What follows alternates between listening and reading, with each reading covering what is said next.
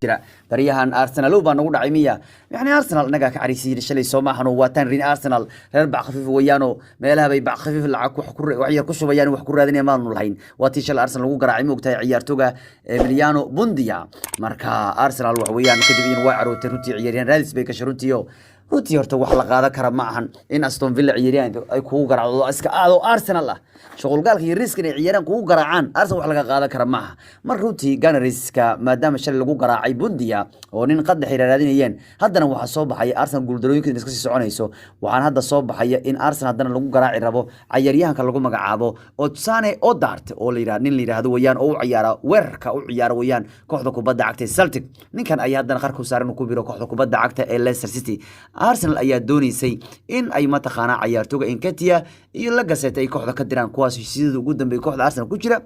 marka waxa leeyahay Arsenal saacadii ugu dambeeyay guuldarooyin bay qaadanayaan oo guuldarooyin baan ba ka soo gaaray kaliibsigu ciyaartoyga weligeed ba Arsenal xogaa sagaliibsigu sida bay marka qaar ku ahaayeen oo ku guuldareysan jireen laakiin waxna suurtagal ma waxaan jirin laakiin inay shaqul galka iyo riiska ilmaha yaryarka Arsenal Aston Villa ciyaaraan ku garaacaan waana waxaan suurtagal ahayn marka shalay Buendia baa lagu garaacay xataa maanta waru kala waxa soo baxay in ciyaaryahanka Trippier ay doondoonayeen inuu doortay kooxda Manchester United oo Trippier uu ku wargeliyay saaxiibadiisa xulka Ingiriiska inuu rabo inuu ku biirida kooxda Red Devil marka waxa la war soo baxay sheegayay in Arsenal ay damacday mar in ay Atletico waani ku raadaan war Atletico ninka Manchester ka celiya annaga idin siinayna Bellerin idiguna siiya Trippier marka laakiin warkaas waa meesh waa ka baxay oo ciyaaryahanka Trippier isaga ayaa qudhiisa doortay baa leeyahay inuu ku biro kooxda kubadda cagta ee Manchester United sida laga soo warinayo xirada tababarka ciyaartoyga xulka Ingiriiska oo xulka England buu ku wargeliyay ciyaartoyga isla joogan baa leeyahay Trippier inuu doortay Manchester uu ka doortay kooxda Arsenal haddana waxa lagu leeyahay sidoo kale ciyaaryahanka saddexaad baa lagu garaacaya Arsenal waana ninka lagu magacaabo Odsane Odart kaasoo Leicester ku dhow ninka kan ayaa waxa Leicester keenay kooxda kubadda cagta ee ka soo waday biishi ninka la yiraahdo Rodgers markuu joogi jiray kooxda Celtic haddana waxa leeyahay tababaraha Rodgers ee Leicester ayaa doonaya in ciyaaryahanka Celtic uu keeno waryahankan oo Arsenal bartamaad mar doonaysay mar badan doonaysay Odsane Odart inuu keeno buu doonaya xilli ciyaareedkan kooxda Leicester baryahan Jamie Vardy sidii hore ma ahan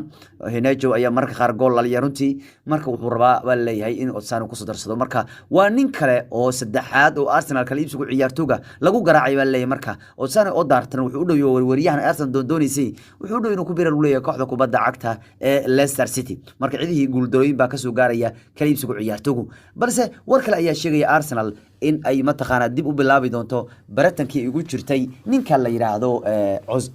Hosam Aouar Arsenal mar bay doonaysay laakiin waxay iska dhaafeen oo ka doorbideen markay ka doorbideen ninka la yiraahdo ninka hadda u jooga Arsenal Barty bay ka doorbideen waxaana war sheegay ka soo baxay Ingiriisku sheegayeen in Arsenal ku laaban karto rabitaankeedii ciyaaryahankii ay dooni jirtay bari hore ee Hosam Aouar kaasoo kooxdiisa Lyon ka cariisan maxay yeelay maadaama xaga dambe ka soo qayb galay ciyaaraha kubadda cagta Europe ee Champions League wuxuu doonay kooxdiisa isaga baxo laakiin wali waxa leeyahay laakiin Arsenal wali ilaa hadda dalab toos uma gudbin baa leeyahay ciyaaryahankan lagu magacaabo Hosam Aouar laakiin waa suurtagal Arsenal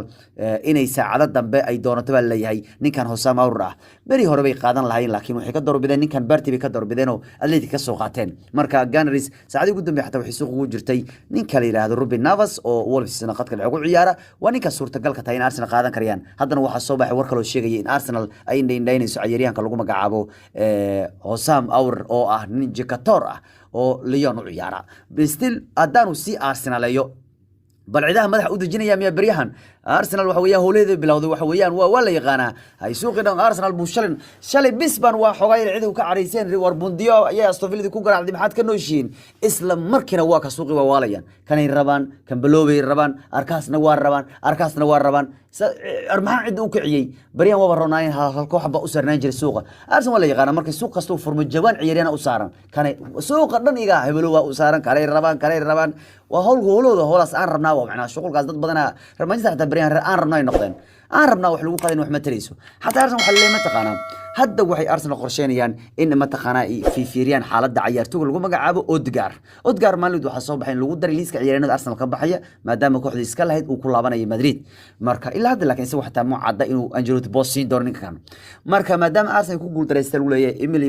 Emiliano Buendia oo uu ciyaara Norwich oo ay Aston Villa ka dulqaaday maadaama Arsenal ninkaas laga dulqaaday waxay hadda Arteta uu qorsheynayaa in Madrid uu ninkan mar kale dib ugu soo